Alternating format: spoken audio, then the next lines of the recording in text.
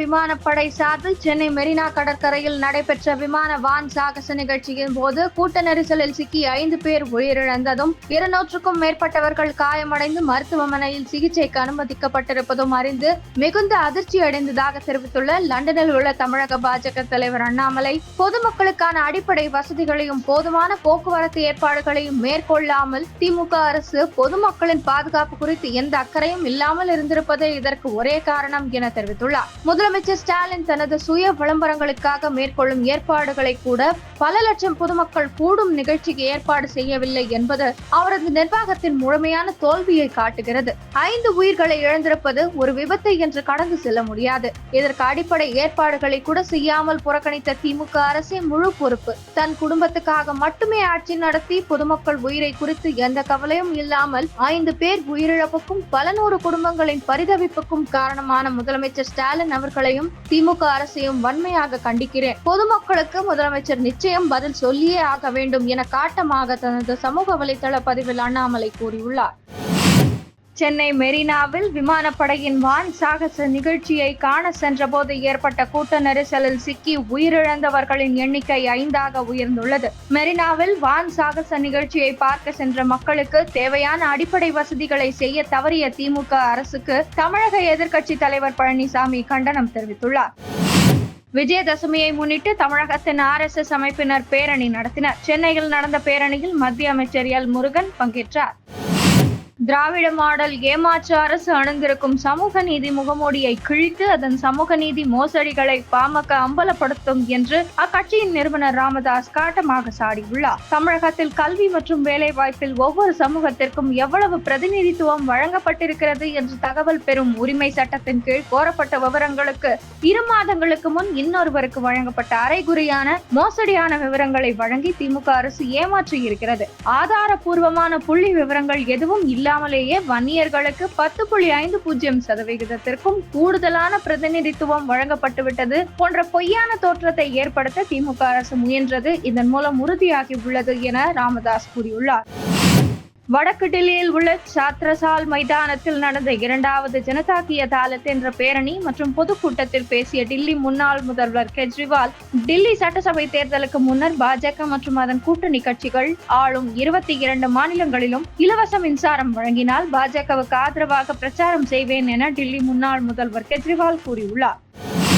டில்லியில் நடந்த நிகழ்ச்சி ஒன்றில் வெளியுறவுத்துறை அமைச்சர் ஜெய்சங்கரிடம் வடகொரிய அதிபர் கிம் ஜாங் உன் அல்லது அமெரிக்க முதலீட்டாளர் ஜார்ஜ் சரோஸ் ஆகியோர் ஒருவருடன் விருந்து சாப்பிடுவீர்கள் என்றால் யாரை தேர்வு செய்வீர்கள் என தொகுப்பாளர் கேள்வி கேட்டார். அதற்கு ஜெய்சங்கர் சிறிதும் யோசிக்காமல் உடனடியாக இது நவராத்திரி காலம், நான் விரதம் இருக்கிறேன் என்று பதிலளித்தார். இதற்கு கேள்வி கேட்டவர் மட்டுமல்லாமல் இந்த நிகழ்ச்சியில் பங்கேற்றவர்கள் அனைவரும் பலத்த கைத்தட்டி சிரித்தனர். வடகொரிய அதிபர் கிம் ஜாங் உன் அவ்வப்போது ஏவுகணைகளை பரிசோதனை செய்து அமெரிக்கா, ஜப்பான், தென்கொரியா உள்ளிட்ட நாடுகளை மிரட்டி வருகிறார். தற்போது அமெரிக்காவில் வசித்து வரும் ஜார்ஜ் சோரோஸ் இந்தியாவிற்கு எதிராகவும் பிரதமர் மோடிக்கு எதிராகவும் கருத்துக்களை கூறி சர்ச்சையை ஏற்படுத்தியவர். மத்திய பிரதேச மாநிலம் போபால் அருகே ஒரு தொழிற்சாலையில் 1814 கோடி மதிப்பிலான போதைப் பொருட்கள் பறிமுதல் செய்யப்பட்டன.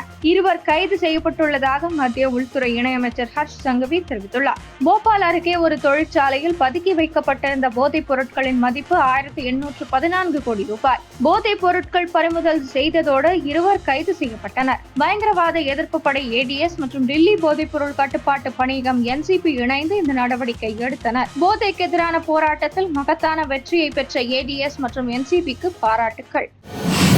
அரிசி ஏற்றுமதி மீதான கட்டுப்பாடுகளை இந்தியா தளர்த்தி உள்ளதற்கு தென்னாப்பிரிக்க வர்த்தகர்கள் வரவேற்பு தெரிவித்துள்ளனர். பாஸ்மதி அல்லாத பிற அரிசி ரகங்களை ஏற்றுமதி செய்வதற்கு மத்திய அரசு 2023 ஜூலையில் தடை விதித்தது. உள்நாட்டில் அரிசி தேவையை பூர்த்தி செய்ய இந்த நடவடிக்கை எடுக்கப்பட்டது. இந்த தடையை மத்திய அரசு கடந்த மாதம் தளர்த்தியது. இதன் மூலம் தங்களுக்கு பயன் கிடைக்கும் என்று தென்னாப்பிரிக்க வர்த்தகர்கள் தெரிவித்துள்ளனர்.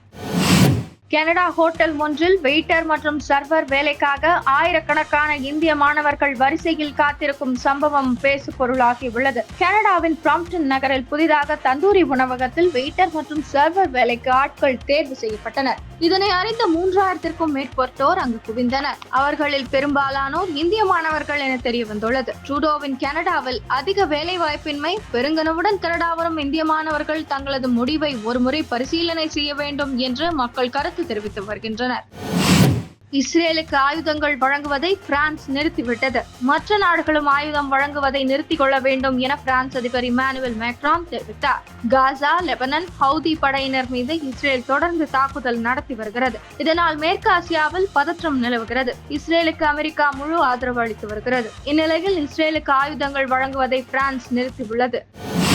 குவாலியரில் நேற்று நடைபெற்ற முதல் T20 போட்டியில் வங்கதேச அணியை எளிதில் வீழ்த்தி இந்தியா அசத்தல் வெற்றி பெற்றுள்ளது. முதல் ஆட்டத்தில் டாஸ் வென்ற இந்திய அணியின் கேப்டன் சூரியகுமார் யாதவ் பந்து வீச்சை தேர்வு செய்தார். இதையடுத்து வங்காளதேச அணி முதலில் பேட்டிங் செய்தது. அந்த அணியின் தொடக்க ஆட்டக்காரர்களாக களமிறங்கிய லிட்டன் தாஸ் மற்றும் பர்வேஸ் ஹுசைன் ஆகியோர் விக்கெட்டுகளை 4 மற்றும் 8 ரன்களில் ஹர்ஷ்தீப் சிங் வீழ்த்தினார். கேப்டன் நஸ்முல் ஹுசைன் 27 ரன்களில் சுருண்டு விழுந்தார். அடுத்து வந்தவர்களும் சொற்ப ரன்களில் அவுட் ஆகி வெளியேறியது. வங்காளதேச அணியின் ரன் ரேட் வெகுவாக குறைந்தது. சற்று நிதானமாக ஆடிய மேத்தி ஹசன் 35 ரன்கள் எடுத்து இறுதி வரை ஆட்டம் இழக்காமல் களத்தில் இருந்தார். இறுதியில் வங்காளதேச அணி 19.5 ஓவர்கள் முடிவில் அனைத்து விக்கெட்டுகளையும் இழந்து 127 ரன்கள் எடுத்தது.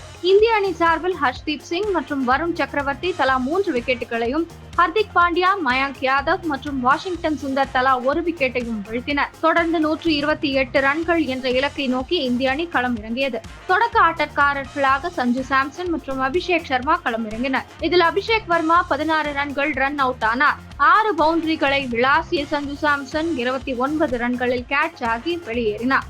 கேப்டன் சூரியகுமார் யாதவ் 29 ரன்களில் கேட்ச் ஆனார். ஹர்திக் பாண்டியா 39 ரன்களுடனும், நிதிஷ் ரெட்டி 16 ரன்களுடனும் இறுதி வரை ஆட்டம் இழக்காமல் களத்தில் இருந்தனர். இறுதியில் 11.5 ஓவர்கள் முடிவில் 3 விக்கெட் இழப்பிற்கு 132 ரன்கள் குவித்த இந்திய அணி வங்கதேசத்தை எளிதில் வீழ்த்தியது. இதன் மூலம் 3 போட்டிகள் கொண்ட T20 தொடரில் இந்திய அணி 1-0 என்ற கணக்கில் முன்னிலை வகிக்கிறது.